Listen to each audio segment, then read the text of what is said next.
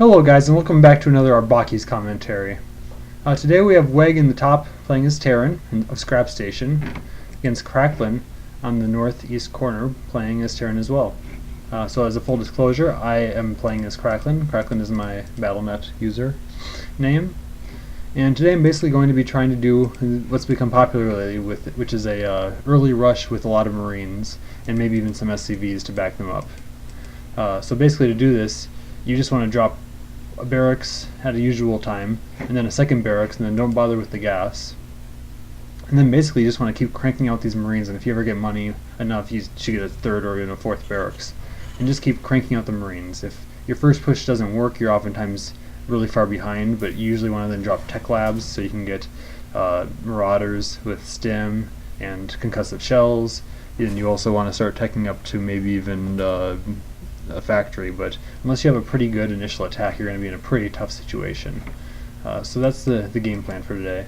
So WeGG is going to be the antagonist and Craklyn the protagonist. We're all going to be cheering for him.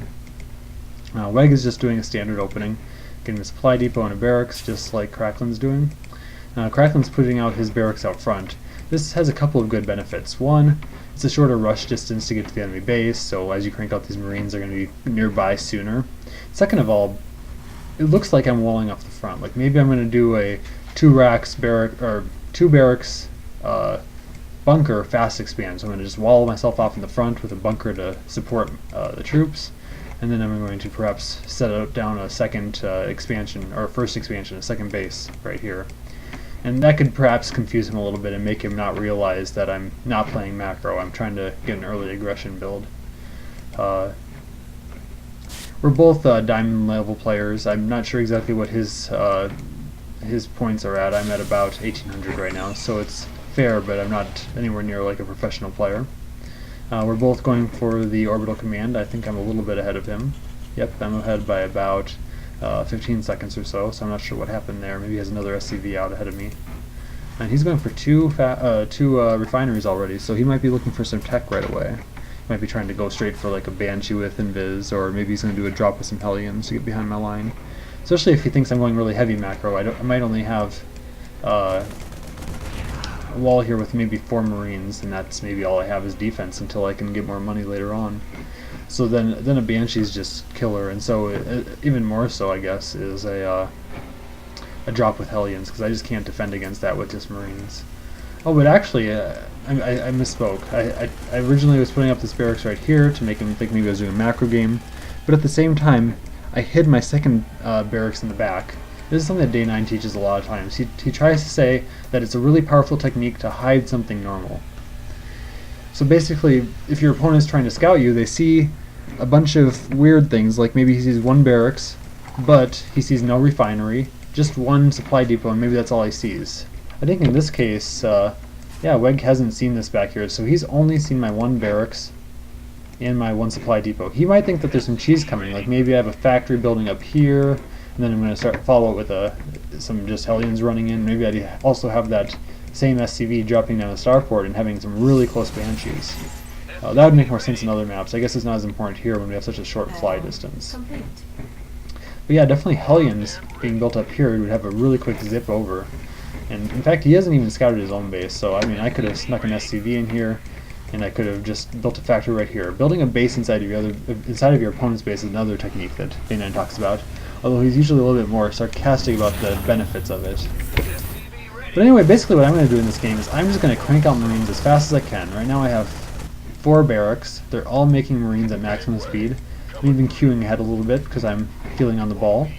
And I'm just going to clear out this fast travel distance to the opponent, because I want all my supporting troops to be able to be available right away. If I took the long way around, I could start attacking his base sooner, but I have a much smaller Marine ball when I got there, and they'd all be... and so he could kill them off, and then more Marines would show up and he'd kill them off, and so on. But now all my Marines and all their reinforcements are all balled together right here, and they can just charge in as one cohesive clump. Oops, sorry about that. So once this wall goes down, we're going to start going in. And this is probably when I should be pulling SCVs offline. Yep, here I am. So my plan here is to go pretty much all in. I have, it looks like 10 SCVs, and they're all going to be on auto repair so that they can heal each other. And they're just going to stand up in the front and basically tank attacks. if they're not being attacked, they will attack, but if they're hurt, they're going to heal each other and keep themselves alive. But I haven't gone completely all in. I've saved behind about 15 SCVs, and plus I have mules. I saved some energy for a scan in case he had a Banshee ready with Cloak, but he doesn't. And so now I'm just running in with my Marines. He's pulling SCVs off the line, and I'm getting a bunch of kills. And in fact, this mule can't attack, so he's just standing here blocking the way for the SCVs to attack. And I just cleared out his entire base. So even if he had a few Hellions back there to clean up my units, because Hellions do really good against Marines, I was able to clear off enough SCVs that I made that attack worth it. I lost as many SCVs as I would have killed of his, so we would have been pretty close up. And against other Terrans, that makes a lot of sense because we can match each other's per supply or for production pretty easily because we both have SCVs and we both have mules. If I'd been against a Protoss or against a Zerg and we trade drone for SCV, that's even better for me because Terran get all their money, their competitiveness in terms of getting money from their mules. Protoss and Zerg have to make up for their lack of mules by being able to chrono boost outworkers or by being able to inject lots and lots of drones at the cost of their fighting units. So if I can trade workers for workers, that's a really powerful situation. So that's the general technique for attacking with a fast Marine push with some SCVs to support. You'll see a lot of hatred about this, particularly from the receiving end, but you should at least know how it works so you can defend against it. So, hope you enjoyed this Arbaki's commentary, and we'll see you guys next time.